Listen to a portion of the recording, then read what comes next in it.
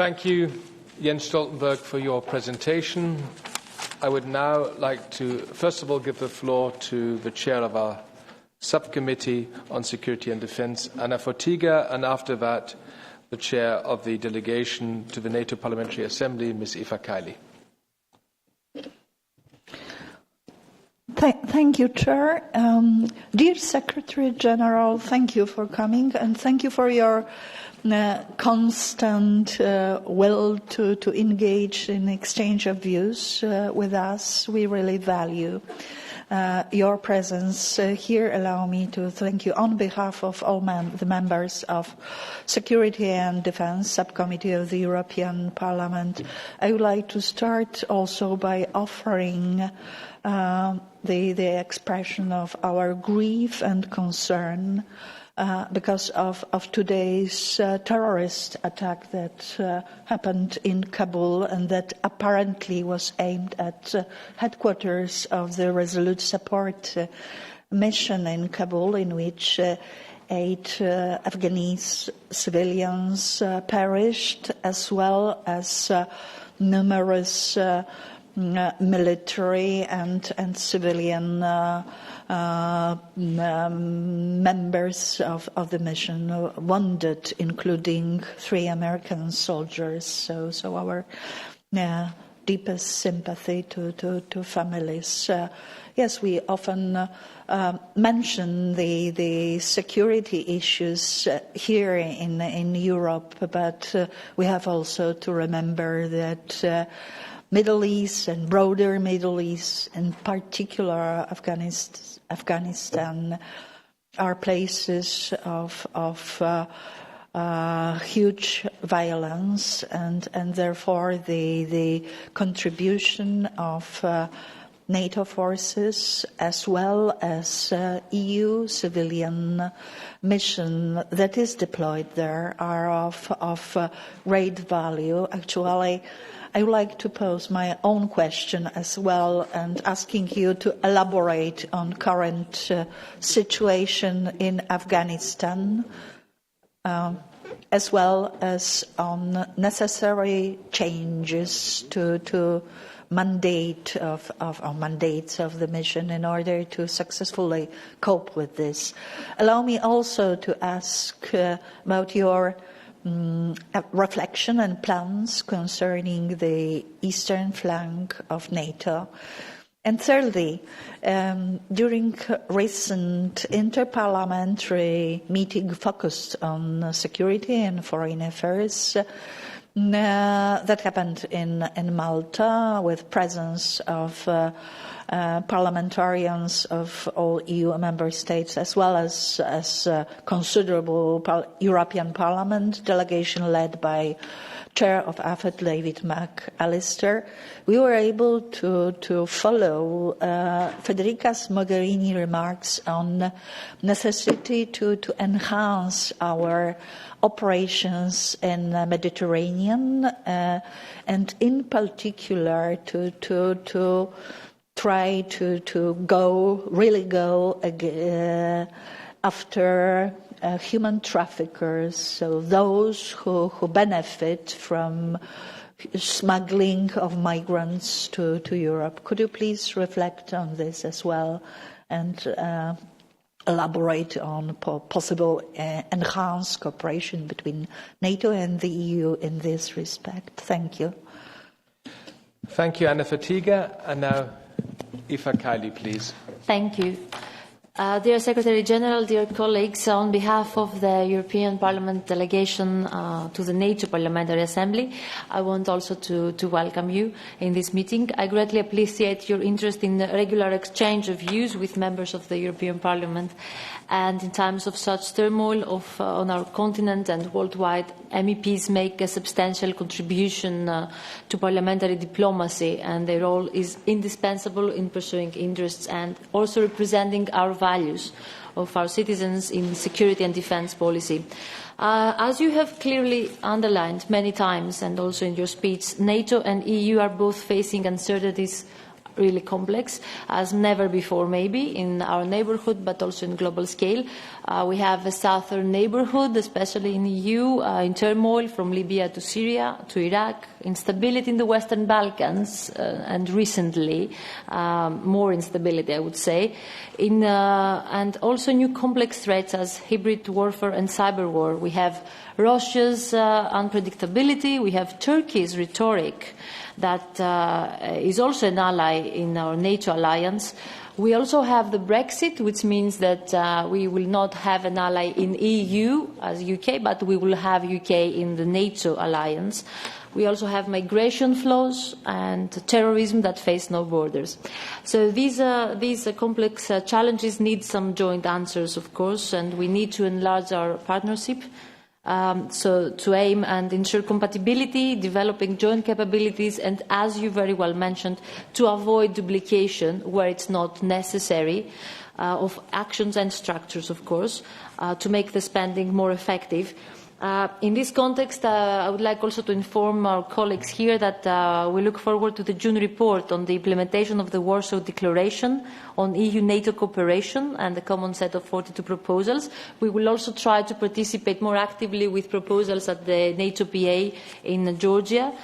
So EU will table a text for the first time. So I think we try to have a more established relation and to cooperate better. And as you suggested, sometimes cooperation is now the norm and not the exception. I would like also to stress our role of parliamentarians in NATO and in providing security for citizens by promoting Atlantic solidarity and, as you said, spending, increase our spending to make substantial impact on the positions that we take. I would just like to have 2-3 questions that are very short. One particular question is cyber defense. It's of our common concern. There are no borders there, as there are no borders of terrorism, so we need to exchange information. Under one of the 7 objectives of our cooperation, we expect to exchange concepts of integration of cyber defense. I would like to ask you if you could inform us of what progress can be reported here on this goal from a NATO perspective. Also the progress of exchange of information between the allies, and if you expect any surprises also on the 25th of May. I think these would be my main questions for the time being, and the rest we're going to discuss in Georgia. Thank you very much for being with us today. All right, thank you, Anna Fatiga. Thank you, Ifa Kali. Colleagues, we have exactly 1 hour's time till 4:30. We have, in the moment, around about 25 requests to speak. So, first of all, it's 2 minutes maximum, and believe me, I will be extremely strict. It's 2 minutes, and 2 minutes is 2 minutes, and 2 minutes is not 2 minutes and 15 seconds. And the second point is that I just agreed with Jens Stoltenberg. We will go through as many colleagues as possible. When he says, give me a break, then we'll do a first break so he can actually answer some of your questions. By the way, 2 minutes is maximum. There's no need to take 2 minutes' time. We start with the EPP, and the first speaker is Michael Gahler. Thank you very much, and welcome again to our committee. One of the reasons why I am among those who propagate complementary but also autonomous military structures in the EU framework is the fact that one of our full NATO members, Turkey, which was already referred to, which is not an EU member, has a veto right, like all NATO members, within NATO, and that is why I think in order to escape that potentially, we should be able as EU to act autonomously in case needed, especially when certain geographical sites where we deem it necessary to intervene and Turkey might not deem it might provoke such a veto. Now the question is, have you already got any indications? I mean, Turkey is developing in the way it does, very unfortunate. But does it have an impact on its behavior in daily business in the headquarters? That is one thing. The other thing, we know already of many officers, apparently, who have asked for political asylum because they don't know what will be their fate once they return home. You, as NATO, can, of course, not grant that, but is there activity with member states who are willing to host them or to accept them, so that we can be sure that nobody goes from a NATO structure right into prison coming back?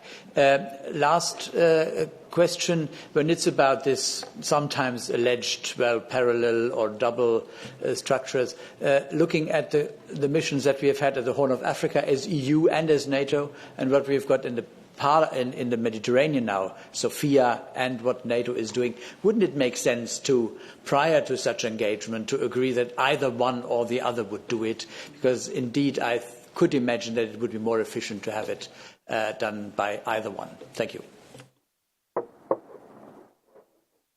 2 minutes exactly. Wonderful. Knut Fleckenstein for the Socialists. Ja, vielen Dank, Herr Vorsitzender, Herr Generalsekretär. Thank you, Chair, General Secretary. Ich habe keine Frage. I don't have a question. Nur zwei Dinge noch einmal auch aus unserer Sicht I unterstreichen. wanted to underline 2 points, though, from our point of view. The first is the division of tasks. It's not, we don't want to be in competition with one another. What we want to do is to work as good partners with NATO. First of all, on the basis of the new challenges that we're faced with, we want to take on additional challenges as they arise. And secondly, we want to do what we can to ensure that NATO member states work more efficiently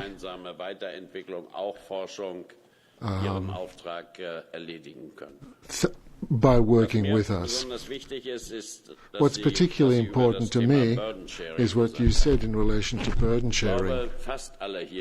I think that almost everybody here in the room realises that we need to do more than we have done so far. I think it's very important also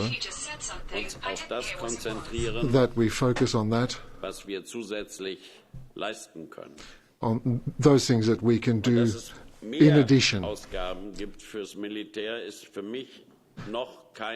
And spending more money on the military is not sufficient. What we need to do is to be more efficient as well with what we have.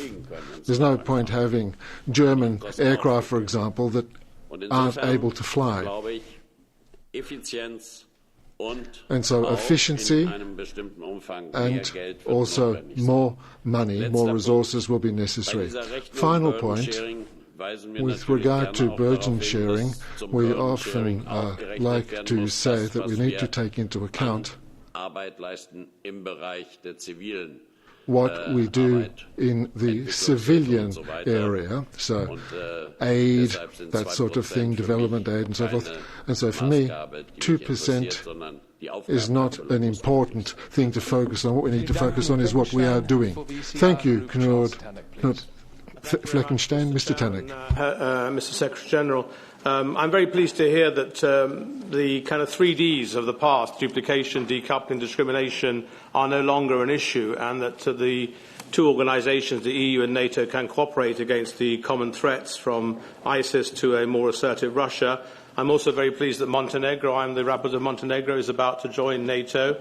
I'm relieved that the US President Trump no longer regards NATO as obsolete, but I am concerned that he thinks it's an honour to meet the DPRK President, Kim Jong-un, who is about to threaten nuclear war against Japan and the West. I'm proud that my country, Greece and Estonia, have now surpassed the 2% defence spending, and I hope that others will follow.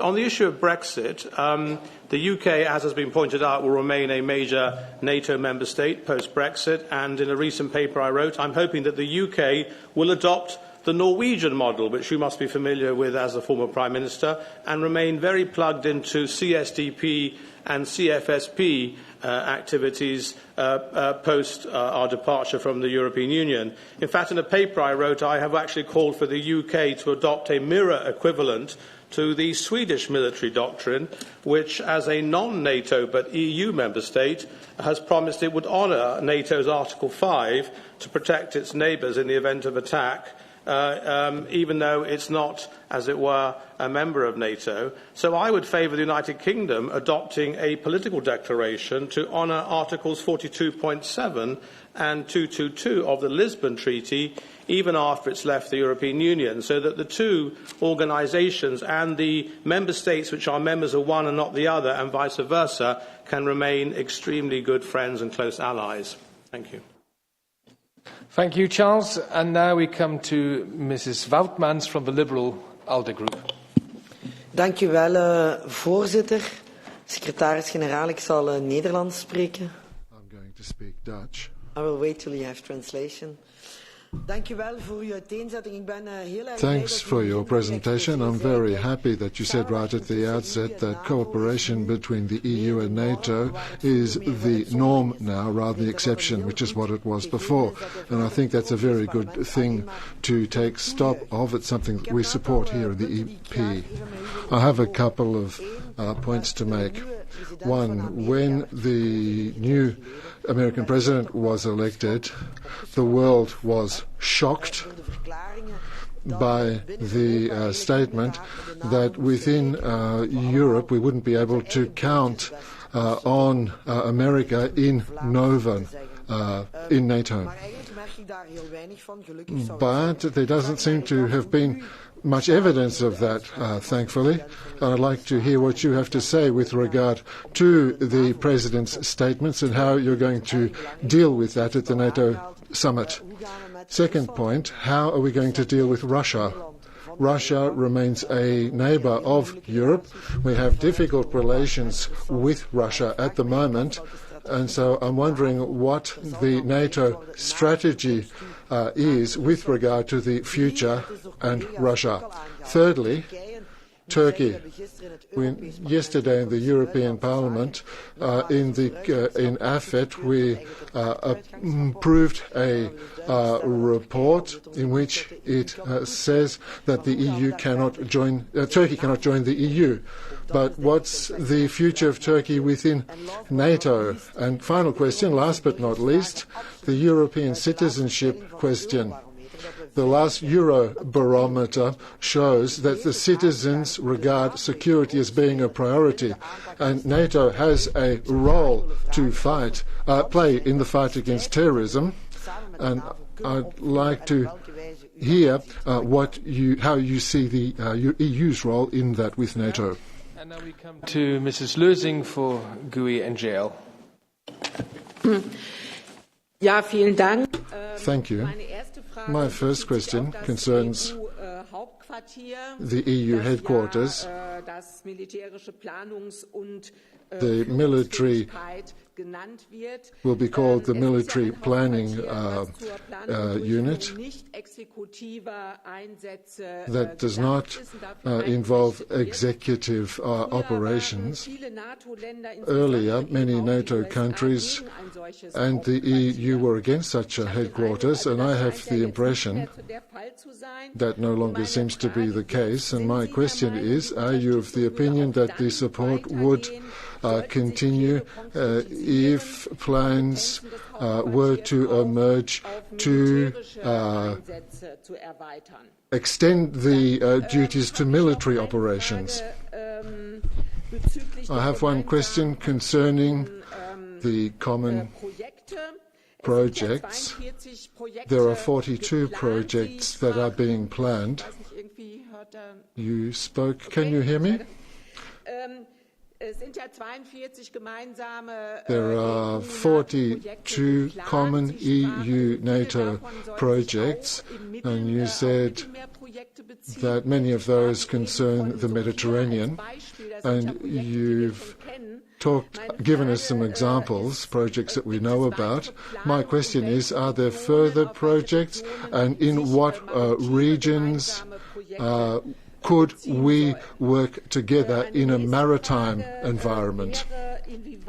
The next question is, to what extent does cooperation between the EU and NATO affect neutral countries of the EU, such as Ireland.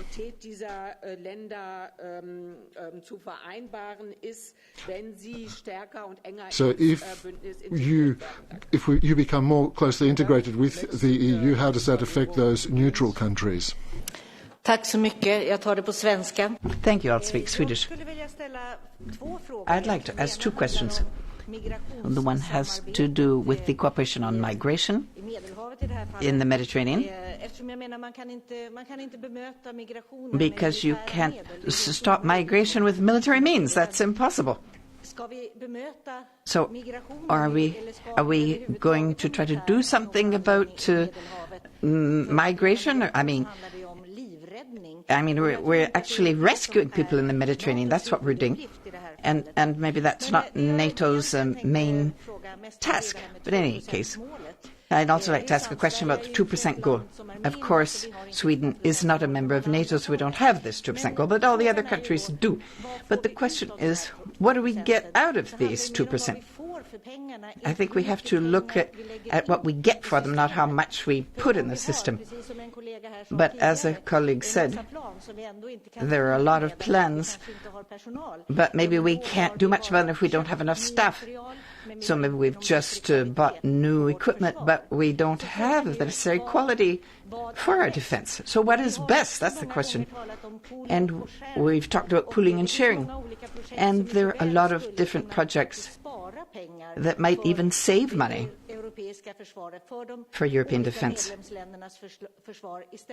and for the defense systems of different member states, rather than just escalating all the time. So it's not just quantity, the 2%, but let's look at quality. It's quality we need in our defense, not just quantity. Thank you. Thank you. Nobody from the EFDD group has requested to EFDD. You are not EFDD, Mr. Schaffhauser, or have you changed your party again? I don't think so. So we now come to the ENF, and the first speaker is Mr. Borghesio. Now, I've been informed there are some problems with the Italian booth. Mr. Borghesio, you can speak in Italian, and it will be translated, but obviously you can't listen in Italian. So, Mr. Borghesio, 2 minutes. Merci, Président. Monsieur le Secrétaire Général, vous avez... Thank you. Secretary General, you said that there was a NATO priority about the need to block the irregular migrant flow and combat terrorism. I hope that this combat will be waged as well as properly. And I'd like to ask, since you know the Mediterranean area well, you will know that it's lately become a kind of highway or motorway for illegal migration and traffickers. And over the last few weeks,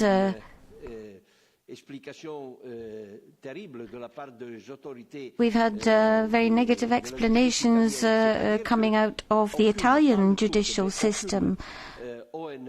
But they're saying that no NGOs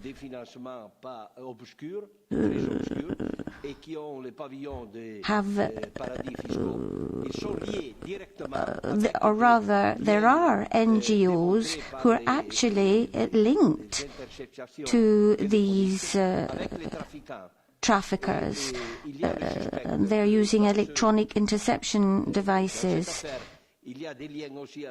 So that is a link, and there's also therefore a link of terrorist infiltration. You should know that the departure of the majority of these illegal vessels depart from the Libyan coast, which is totally controlled by jihadis. So, it's very high time that NATO wages war on the combat on these individuals, and that's information coming from the Public Prosecutor's Office of Catania, which is an independent authority. Mr. Borghesio, for actually doing this in French. And now one more, then we've got a first round of all speakers. Mr. Epitideos for the non-inscrit. Thank you very much, Chairman. Secretary General, you said just now that NATO would like to have a very strong relationship, an enhanced relationship with the European Union. At the moment, the members of the European Union, at the moment, only Greece and Cyprus are facing a threat, a real threat from Turkey. And you know that President Erdogan has recently threatened Cyprus and also Greece. This is concerning, of course, the drilling for natural gas in the sea near these countries, and has actually mentioned that this might be a casus belli. So it's very logical to think, therefore, that these countries, Cyprus and Greece, must have very high defence spending. But what are the reasons behind all this? Why should these countries be threatened in this way? We have to have a very strong defence on the part of NATO and the European Union. At this moment, therefore, what plans are in place to defend us from this kind of threat? What contingency plans exist in order to combat this particular threat? And what kind of enhancement should we have for our forces? Thank you. So that was the first round. General Secretary, it's up to you how long you may wish to answer. Just a slight reminder, there are a few other colleagues who would still like to speak, but it's, of course, up to you.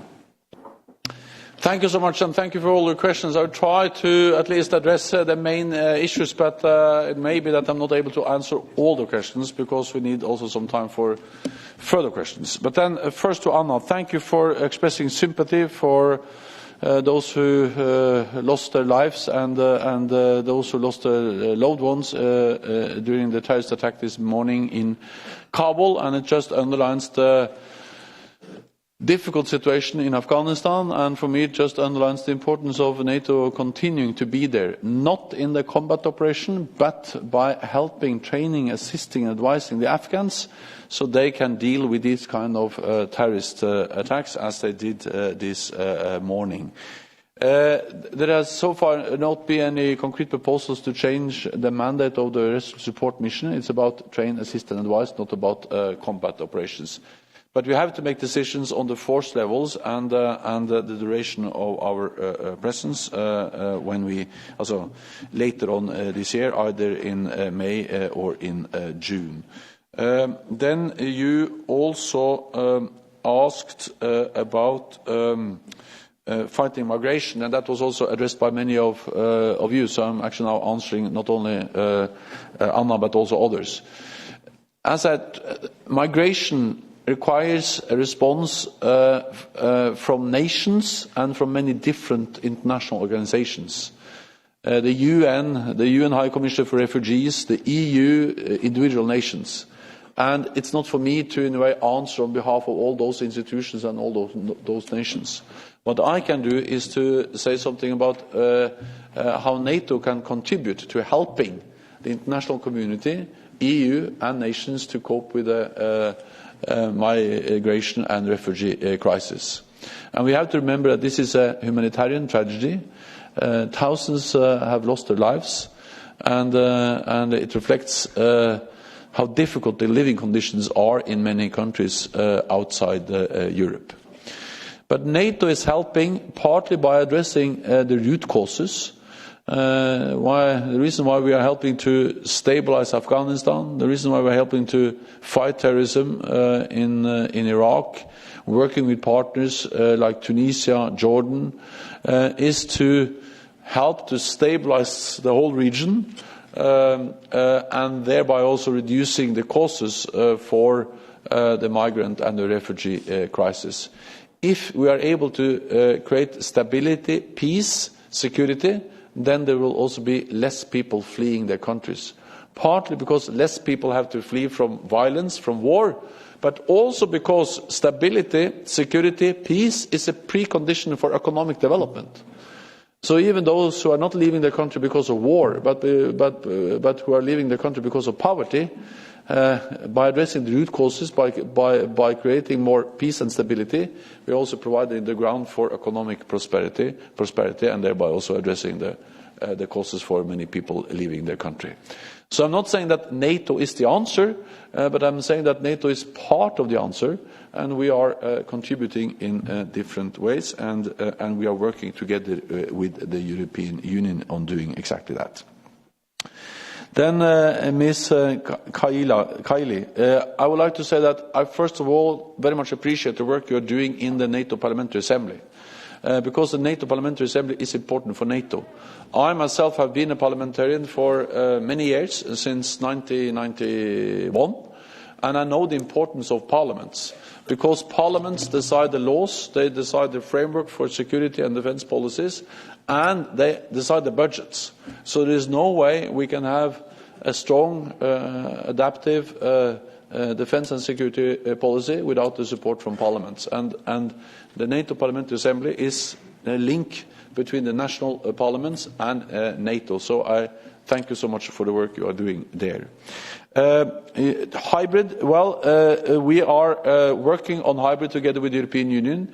We are working on exercises which are going to be related to hybrid. We are addressing cyber defences, which is related to hybrid. And of course, everything which is related to sharing information, improving situational awareness, is also about addressing hybrid threats. You asked me about whether I expect any surprises on the meeting of heads of state and government on the 25th of May. I don't expect any surprises, but that's the problem with surprises, is that you don't expect them. So I'm not able to tell whether there are going to be any surprises, but hopefully we're going to plan the meeting in a way that there are no surprises. But you never know when you have 28 heads of state and government. They do as they want. Then, Michael Gahler, NATO-EU cooperation and the importance of NATO being able to act autonomously. Yes. EU, so EU, I said it, EU, but also NATO actually. But that's yeah. And of course, we are two independent organizations. We have autonomous decision-making procedures, and we can make our own decisions. But we are, in a way, also very much linked, because we share the same neighborhood, we share many of the same members, and even those who are not members of both organizations, they are partners or closely linked. For instance, I come from Norway. We are not member of the European Union, but we work very closely with the European Union. And Sweden and Finland, being not member of NATO, they are partners of NATO, as is also Austria, for instance. So and Malta. So we are a big family, very closely interconnected. We need to respect the autonomy and the differences between the organizations, but also how interlinked we are. Then I will just add, because this is relevant for several of the questions asked, is that of course EU can do a lot, and EU has many tools that NATO doesn't have: diplomatic, economic, and many other kinds of tools that we don't have. At the same time, I think that when it comes to collective defense, especially of those European NATO allies that are member of NATO, there is no way you can expect that EU can take over that responsibility. And that has also been expressed by the European Union, actually, that the European Defence Cooperation is not going to replace the collective defence which NATO is providing to European NATO allies. And just to illustrate, is that especially when UK leaves the European Union, then actually around 80% of NATO defence investments will be non-EU. 3 of the 4 battalions we are deploying in the eastern part of the alliance to provide deterrence will be led by non-EU allies in Europe, meaning Canada, the United States and UK. And you can have different views about NATO allies, but it's obvious that, for instance, Turkey is important for the security of Europe, being a big ally on the southern flank.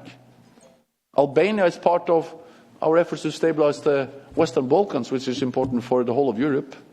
And then in the West you have UK, outside the European Union, and Canada and the United States. And in the North, you have excellent countries like Norway and Iceland. So meaning that being European countries, not being member of the European Union. So my message is that, yes, we are autonomous organizations. We need to respect the differences, but collective defense of NATO allies is something which is the core responsibility of NATO. That was a bit long answer, but I think I reflected on several of the questions. Then Fleckenstein, NATO partners, and then the question of burden sharing and efficiency. That was also raised by some other of you, or it was raised by, not only by you, the question of efficiency. I totally agree. And therefore the message is that we have to spend more and better. But we have to remember that it's not either more or better.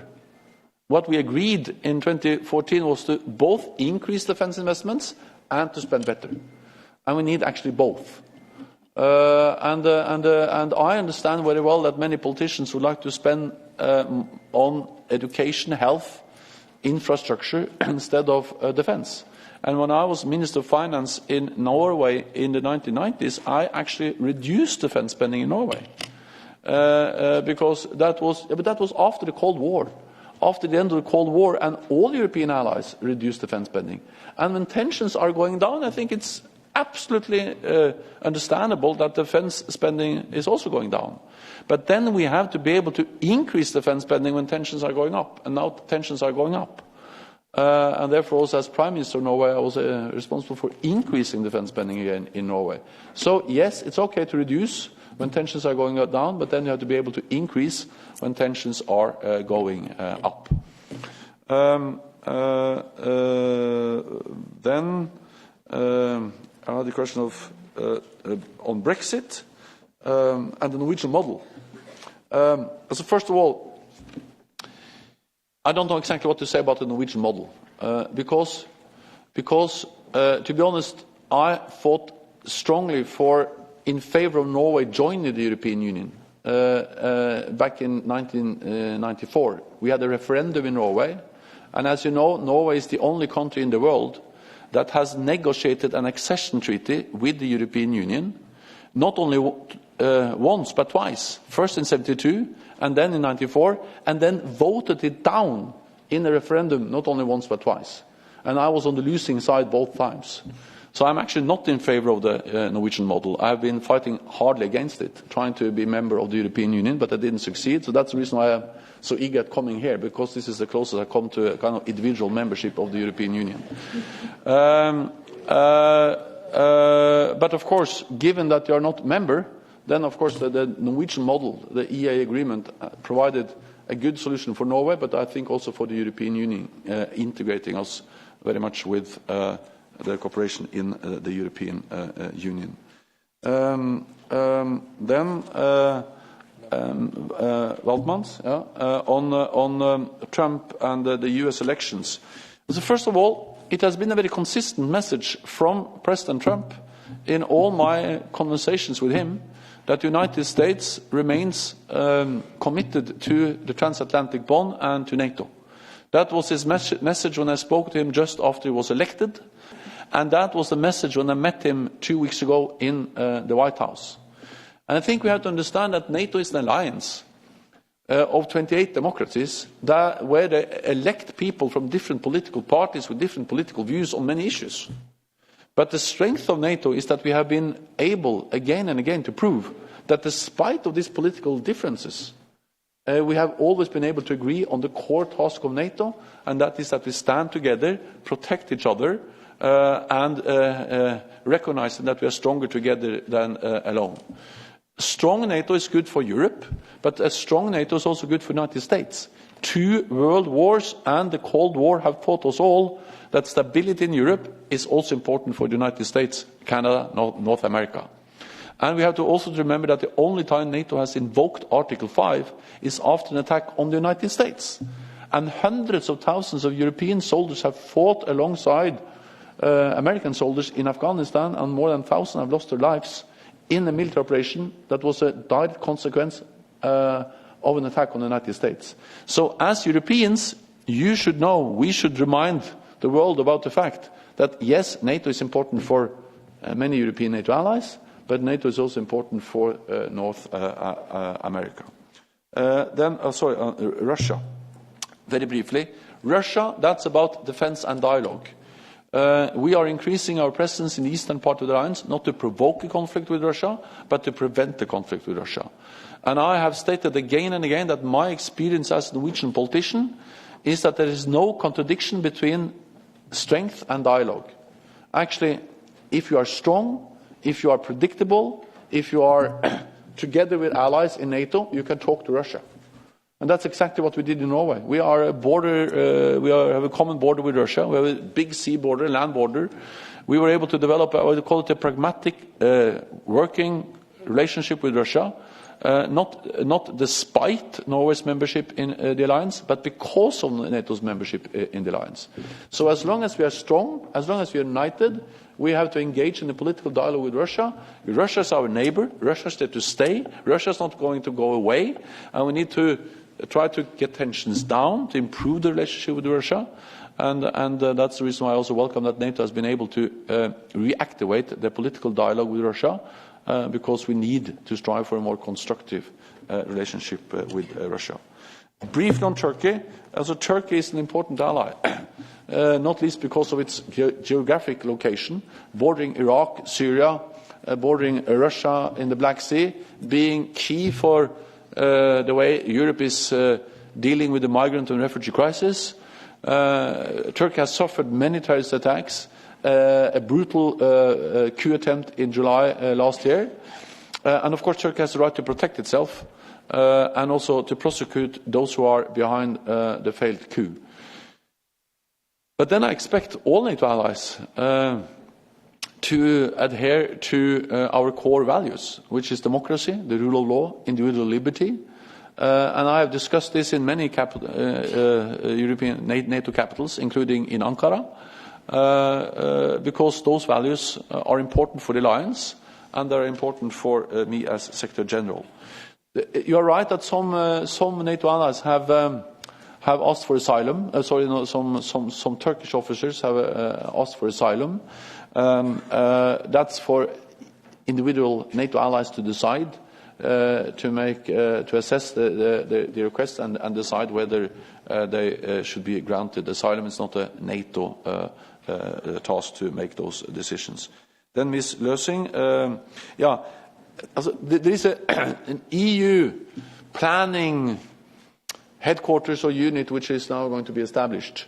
I think it's not for me to comment on the mandates of that office. But what I can say is that I welcome that it has been clearly expressed that this is not duplicating NATO headquarters, and it's a very different kind of office or unit than the NATO military headquarters we have. Then the question was whether we are able to respect neutral countries. Yes, absolutely. I think that one of the strengths, or one of the important characters or strength of NATO is that we have been able to work with neutral countries for many years. Sweden and Finland, they are very close partners of NATO, as is also, for instance, Austria. They participate in exercises. They contribute to our response forces. They are together with us in Kosovo, in Afghanistan. So we are absolutely able to work with neutral countries. I visited Malta recently, expressing exactly the same. So partners are very often neutral, and we are able to cooperate with them, totally respecting their neutrality. Then Valero. You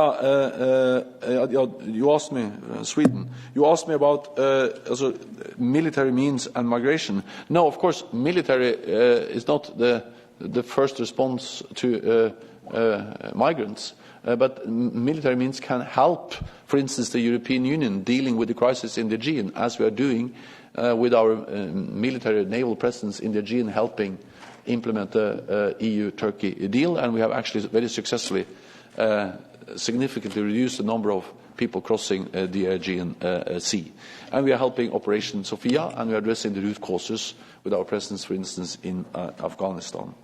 The 2%, well, I agree with you. We need to be focused on the output, not only the input, but we need more and better spending, not either more or better. We need 2% spent in a good way.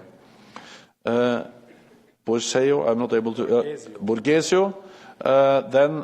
Well, we are addressing the whole complex issue of migration, refugees in many different ways. Again, we need many tools, measures which are not military means and measures outside outside NATO. But NATO is helping with our presence in the Aegean, in the Central Mediterranean, but also by improving our intelligence sharing, the way we collect and share intelligence, which is part of our response to the terrorist threat, and we are going to discuss what more we can do when we meet on the 25th of May. Then the Greek representative, EU, NATO, and Greece and Turkey. I would just say that Greece and Turkey are two NATO allies. We value them both. They are cooperating in NATO, and they are also showing that they can work together, addressing concrete challenges, like, for instance, the way they are working in the Aegean Sea. One of the reasons why we have succeeded in the Aegean Sea is that Turkey and Greece, two NATO allies, have been able to work together, of course, in the NATO framework and with the European Union. I'm not able to be more brief than this, but this is at least answer to some of the questions. Thank you, Jens Stoltenberg, for the first round. Now, I would suggest that we have 11 minutes time for a second round, and I'll try and take into account as many speakers as possible, and then we have a second final round with the NATO General Secretary. So we start again with the groups, and the first one is Arnaud Danjean. 2 minutes maximum. 1 minute suffira, Monsieur le Président. 1 minute will be enough, Chairman. Secretary General, the climate of instability makes the role of NATO as a dissuader of violence a very important one. It makes that clear. Concerning the challenges to our south, terrorism, failed states and so forth, with regard to that, I see it more difficult to see what NATO's role might be there. So what partnerships are you thinking of with regard to the challenges in the south? Concerning the terrorist challenge, I believe that the role of the military as regards terrorism is a very marginal one. And really, it's the police, the justice and the intelligence community that need to do most of their work. So I'm in favour of the principle of something being done by NATO with regard to terrorists, but I don't really know specifically what that might be. Thank you. Thank you, Arnaud. And now Mr. Bostinaro for the S&D. Thank you very much, Mr. Chairman. Mr. Secretary General, I will start by saying how fundamental is the NATO contribution for the security of our region, Central Eastern Europe. It's unique and irreplaceable, and this should be stated clearly and loudly. The second, our countries do their very best in order to reach that level of defence spending, to reach the target of at least 2 points, and it's our modest but important contribution to the NATO defence in general. Now, 2 short questions related to my region. I'm Romanian by nationality. Number 1, how you assess the security situation into the Black Sea and its impact on EU-NATO positioning? And the second, how serious, it's related with the first question, how serious is the risk of Russia to build up access denial areas into the Eastern Mediterranean and Black Sea? Thank you very much. Thank you. For the ECR, David Campbell-Bannerman. Thank you, Mr. Chairman. Secretary General, there is a real agenda now to create a EU single army. It was in President Juncker's State of the Union speech last year. But surely this is a threat to NATO, especially given the fact that major players like Germany are spending somewhat below the 2% target, GDP target. I'm sure Mr. McAllister will sort that out. But there is a real risk of diverting resources, of duplication and confusion, undermining our collective defence. Especially, and also the danger of driving away the United States and Canada. And the United States, I believe, is spending something like 70% of active operational spending. And surely NATO should actually be actively opposing an EU single army rather than just standing on the side, because is this not just a case of shuffling around the same assets and just relabelling them under the EU army? Thank you. Thank you. For the Greens, Rebecca Harms. Thank you. So I recently visited Rukla, and those NATO soldiers now in duty in Lithuania. And so we discussed a lot the challenges they face together with other NATO soldiers in the east of Europe now. And to be honest, I would like to understand better what are our problems with numbers of soldiers, with equipment, with capabilities facing the developments in Russia over the last years, massive investment in the Russian army. So can you be a bit more precise on what are the needs, where is the lack of investment, where we should do more? And I think I can tell you from my visit, also soldiers are thinking about it. Vielen Dank. For the ENF, Mr. Schaffhauser.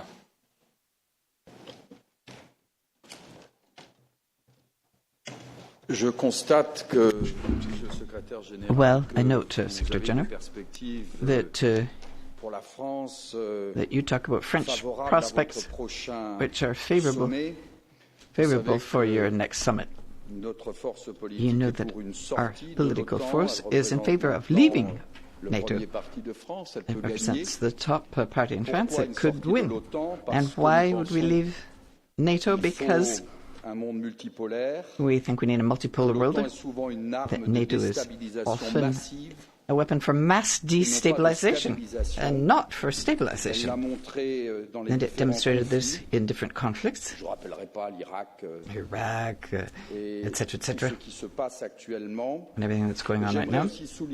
I'd also like to emphasize, vis-à-vis my colleagues, that if there were a conflict between the United States and Russia, the battlefield would be Europe. It will neither be on Russian or American territory, given their respective nuclear arms. So, what we want is a France which is a power in a multipolar world, and we want to achieve this capacity that Russia has right now to be a partner with not too many means. I mean, Russia has half of the GDP of France. So it's not the means they have,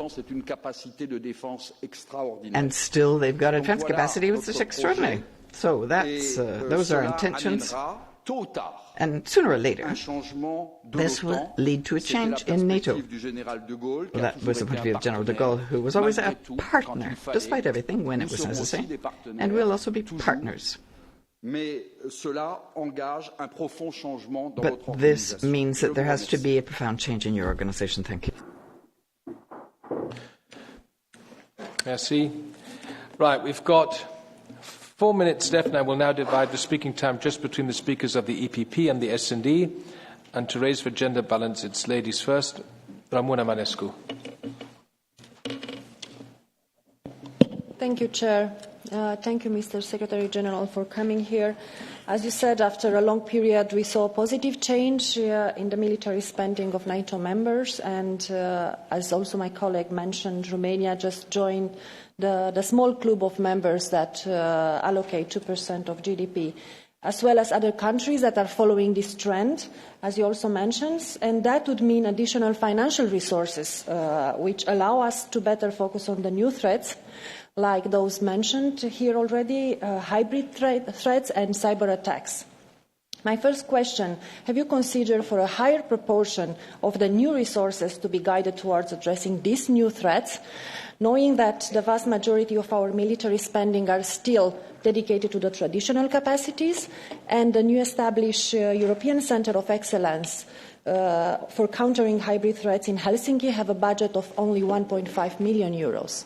And my second question is related to how do you see the EU and NATO cooperation and concrete strategies on a common interest issue, the changes which are taking place in Turkey, which are pushing this country further away from the common values which we both share within EU and NATO, and we don't want to see Turkey outside NATO or something else. And I don't even want to think of a future way where Turkey is no longer a NATO member, the Black Sea is a Russian lake, and the gameplay changes fundamental from the Bosphorus Strait to Central Asia, or from the Middle East to the EU and NATO eastern border. Thank you. Thank you. Ms. Gomes, S&D. Yes, Secretary General, what's the point of continuing to do so-called maritime security missions, be it by NATO or by the EU, in Libya, if nobody is never was addressing the crucial question of security sector reform and DDR? This ought to have been a priority. There was a time when the Prime Minister of Libya, Ali Zidane, came to beg the EU and to beg NATO to actually do that, and nothing happened. And of course it's much more difficult now. Isn't that totally useless? And then on Turkey, I mean, I am from Portugal. Our country was a dictatorship and NATO didn't mind. This was in the days of the Cold War. Don't we mind if Turkey is now going in the way of a dictatorship? Thank you. Mr. Stettiner. If you keep it to 1 minute, then I can cover all the colleagues who still want to speak. Thank you for the floor, Secretary General. A moment ago, you have said that you would welcome a greater autonomy of European defence. That's what I like to hear. 2 years ago, when you were here, there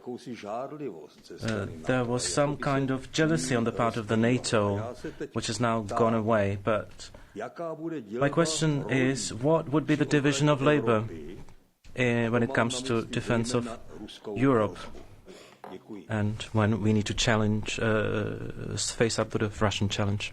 Thank you. Mr. Weigel. Mr. Secretary General, you recently supported the creation of the new government and respect of the parliamentary democracy rules in Macedonia. I think your support was very, very well received in Skopje. So I am asking you, is there anything what can be done, what you can do in order to help Macedonia become NATO member? It is totally absurd that because of the so-called name issue, one country who has difficult problems, who is the cornerstone of the stability in the region, cannot become member of NATO, and they wish it. Thank you. Thank you. Now we have Mr. Kelam. Thank you very much. 2 questions. The joint EU-NATO declarations from last December underlines cooperation between NATO's Strategic Communication Centre of Excellence and the EU Stratcom. What concretely has been done in this field, and could we look forward even to more cooperation, like sharing expertise and information on a regular and structured basis? Second question. Several European countries are developing now cyber offensive capabilities and building up designated cyber units. NATO has declared that it would only develop defensive capabilities. How will NATO tackle this issue in the future? can we see NATO starting a debate on also developing offensive cyber capabilities?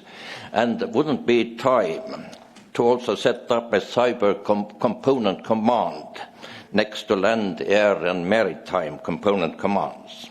And last, when can we see joint EU-NATO cyber exercises? Thank you. Thank you, Tone. And now Ms. Zofko. Okay, thank you, Mr. Chairman and Mr. Secretary General. I would just like to join my colleagues in asking about the ambiguous role that Turkey is playing, especially in Western Balkans. And what would you say and what would you do in the case of Bosnia and Herzegovina, where, I mean, NATO played an important role in ending the war, but the time has changed and we have different players in these countries. How will you address the issue of non-democracy in Turkey in these countries when you are asking for applying the principle of democracy and respecting the human values, because it's a bad example that is being set, and I know that NATO is there playing a crucial moral role, but European forces are training Bosnian army and which are participating in all these peace operations. So please, can you expand a bit more on this Turkey role and what will you do in addressing publicly these issues? Thank you. Thank you. The final three speakers, Mr. Kukan. Thank you very much. Welcome, Mr. Secretary General. Two questions. First, after the Warsaw Summit and the change of U.S. administration, how would you see the cooperation between the two? What would be the biggest challenges in deepening that cooperation? The second one, congratulations for bringing Montenegro to the family. And how would you assess the security situation in the Western Balkans? Because some internal development is bringing the countries not to be politically problematic, but to become a security risk. And we should do something more than express our most serious concern. Thank you. Mr. Frunzulică. Thank you so much, Mr. Chair. Secretary General, I hail the fact that you welcomed the EU defence to be stronger in the future and, of course, avoiding any kind of duplications or in full complementarity and, of course, trying that to avoid unnecessary spending of the European citizen money.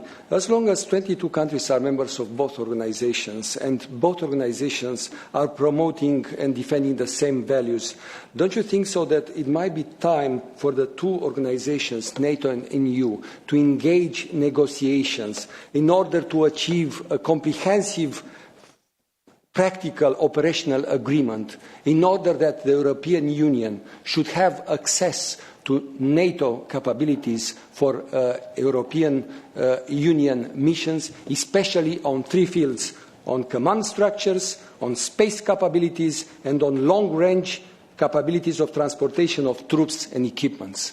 This would be an excellent example for the citizens of the Occidental world, a world that is defending and promoting the same values in these challenging times. Thank you. Thank you. And the last word, Loisa Peterle. Thank you very much, Mr. Chairman.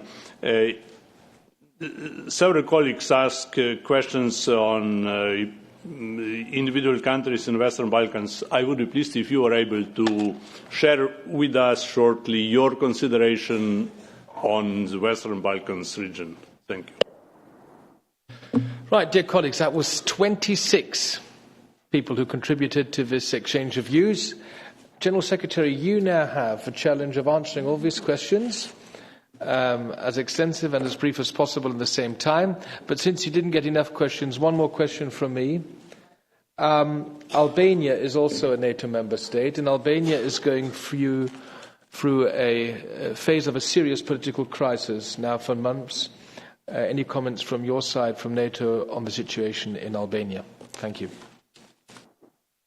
Thank you so much. I think the most efficient thing I can do now is to address some of the issues, because actually some of you raised the same issues. So I'm not referring to all the names, but I'm trying to at least address the different issues. So I start with Romania, which was mentioned by at least two of you. First of all, Romania is really making progress, because Romania declared that they will reach the 2% target, spending 2% on defence this year. And it just underlines that it is possible for European NATO allies to reach the 2% guideline. So I welcome Romania. Then the question was also on countering hybrid threats. Yes, as we are doing a lot. The increased readiness of our forces is about countering hybrid threats, because then if we are under a hybrid attack, we have little warning time, so have high readiness of our forces. Actually, also our enhanced forward presence is a part of our response to hybrid threats. The work we do on cyber, which was mentioned by several of you, is very much related to hybrid threats. We are significantly increasing our cyber capabilities, increasing our cyber defenses, enabling us to protect NATO cyber networks, but also help nations. We have developed teams that can be deployed to help to protect cyber networks of nations which are under cyber attacks.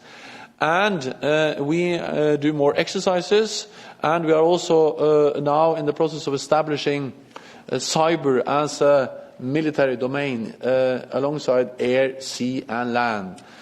So we are really modernizing and adapting NATO cyber defenses and helping nations to do the same.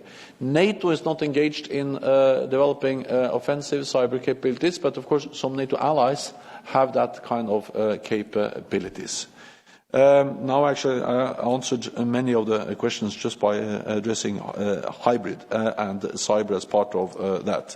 Then how do I see NATO-EU cooperation? Well, as I said, compared to what we did before, we have really reached an excellent or a new level of cooperation. We still have an untapped potential. Still, we can do a lot. But compared to what we did before, we are doing much, much more now.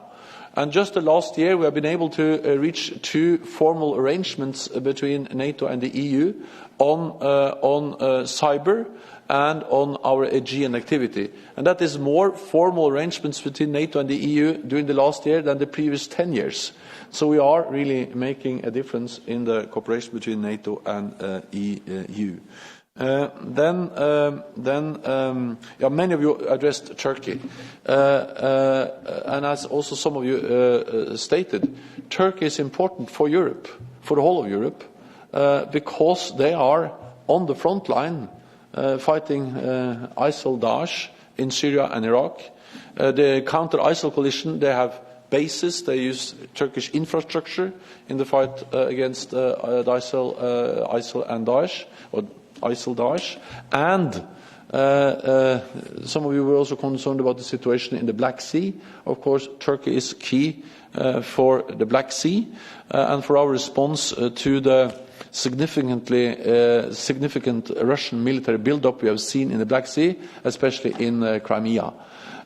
So it is important for Europe, for NATO, to have Turkey as a committed ally, and Turkey is a committed ally, addressing both the instability to the south, terrorism, Iraq, Syria, but also responding to a more assertive Russia in the Black Sea region. And again, democracy, rule of law, they are core values for NATO. I have addressed these issues, these values, in many NATO capitals, including in Ankara. NATO is a security alliance, but we are standing up for some core values. And I was asked about Libya. I totally agree. I think it was Ms. Gomez that asked about Libya. And I totally agree with you that we need to build security institutions. Because just to train forces, if they don't have a structure to be, put into, then actually we can just add to instability. So we need a modern Minister of Defense, which is securing democratic political control, civilian control over the armed forces, not vice versa. We need a joint chief of command. we need intelligence services, and NATO is now in dialogue with the UN-recognized government, the Government of National Accord, and Prime Minister al-Sarraj. I spoke with him a couple of weeks ago. His experts are meeting with NATO experts to see what we can do to help them building these kind of defense institutions. It's not easy. It's a long way, but I agree with you that at least we should address this important issue of building institutions. It sounds a bit bureaucratic, but it is extremely important. Then I was asked by Mr. Stetina on the division of labour or responsibilities between the EU and NATO. Well, I can in one way only speak on behalf of NATO members, including NATO members who are also a member of the European Union. But they have clearly expressed that for those EU members that are member of the European Union, collective defence is not the task for the European Union. That is the main and core responsibility for NATO. And it goes in a way without saying, because the strength of NATO's collective defence is, of course, the unity between Europe and North America. And you can say many things about North America, Canada, and the United States, but they are not members of the European Union. So the way we link North America to this part of Europe is with the security arrangements, the guarantees we have in NATO. And this has also been expressed by the European Union, so this is not a problem. And I think it's important in a way to be clear on that, because then we are able to have a very pragmatic and constructive cooperation on many other issues, the 42 measures and many other areas where we now are strengthening the cooperation. And as I mentioned, especially when UK leaves NATO, the EU, not NATO, but the EU, then of course 80% of NATO's defence spending will be non-EU. 3 of the 4 the battalions we have in the east will be led by non-EU countries. So there is absolute need for NATO for collective defence in Europe. Then I'm back to the question of Ms. Danjan on partnership in the south and NATO's role in fighting terrorism. And I agree with you that many of the measures we have to implement in the fight against terrorism have nothing to do with NATO. It's police, it's civilian intelligence, it's border control, it's the ideological fight, the many political, economic measures, has nothing to do with NATO. But that doesn't mean that NATO plays a marginal role. NATO's role is of great importance and in no way marginal. I think to tell hundreds of thousands of NATO soldiers that have been fighting in Afghanistan that they played a marginal role is completely the wrong message. No. Well, the only reason why we are in Afghanistan, the reason why we are in Afghanistan is because of a terrorist attack against the United States. The reason why we went in Afghanistan was to prevent Afghanistan from becoming a safe haven for international terrorists. So the reason why we are in Afghanistan is to fight terrorism. And that's what we are doing. So we have to understand that our NATO's biggest ever military operation is an operation which is directly linked to the fight against terrorism. And you cannot tell those people who have been serving there that they played a marginal role. They played an extremely big and important role, and they helped build an Afghan army of 350,000 police and soldiers, which are now able to take over the responsibility for the security in their own country. We have ended our combat operation. They are doing the hard work countering the terrorist organizations. So I'm always saying that, and also when NATO helps the coalition fighting ISIL in training Iraqi officers or AWACS support with our planes to the air operations, then of course that's about fighting terrorism, and it's not a marginal role, it's an important contribution to the fight against terrorism. So yes, there are many tools, many of them have nothing to do with NATO, but some are military. NATO plays a key role, and it's an important role, and I would like us to play an even bigger role. The last thing about this, I would just say that what we do in Western Balkans, and that's also linked to the Western Balkans, has also something to do with fighting terrorism. Because I recently visited Bosnia and Herzegovina, and they tell me how important it is to stabilize the whole Western Balkan region, to fight foreign fighters, to provide the necessary tools to address terrorist threats. And NATO has been key in developing a multi-ethnic Bosnian-Herzegovinian army. We are present in Kosovo with our KFOR forces, and we are working with partners in the region. And of course, we are concerned about the situation in the former Yugoslav Republic of Macedonia. The democratic processes should be respected. The majority has the right to decide who is going to form a government. And we are also following very closely the developments in Albania, meaning that we, of course, would like to see a solution to the political problems they are faced with now with the boycott of the parliament, and Albania is a highly valued NATO ally. I think that's at least most of the questions. Actually, one last one that was from Ms. Harms on why we need more NATO. On what? Yeah. Well, we are very specific on that in NATO. So we are requesting different allies to provide different capabilities, and it's very concrete. But on overall, I can say that what we need is a heavier armed forces, meaning more armor, more artillery, more of the heavy stuff, which we were not so focused on after the end of the Cold War. They were mainly focused on more light expeditionary forces, as we had, for instance, in Afghanistan or in the Balkans. We have to be more faster, able to move our forces, more strategic lift. We need more intelligence, reconnaissance and surveillance, also to be able to have better situational awareness to address, for instance, hybrid threats. And of course, we need such a simple thing as more exercises to increase the readiness and the preparedness of our forces. I can mention many more, but there are a lot of capabilities where we have to invest more because we live in a more dangerous world. Okay, I think that's the end of my answers. Thank you so much.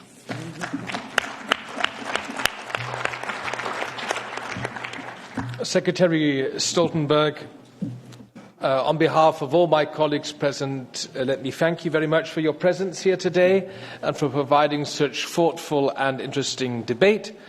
I think our discussion has once again proved the value and the necessity of keeping close contacts between the European Union and NATO, and to further deepen more cooperation whenever this is possible. I look forward to continuing our exchange of views at one of our next meetings. All the best for you, and once again, thank you so much for coming. Thank you. And we now leave our colleagues from SEDE to continue their meeting. Anna Fotyga, the floor is yours. Yes, please, colleagues of SEDE, please stay and allow us to say goodbye to the Secretary General.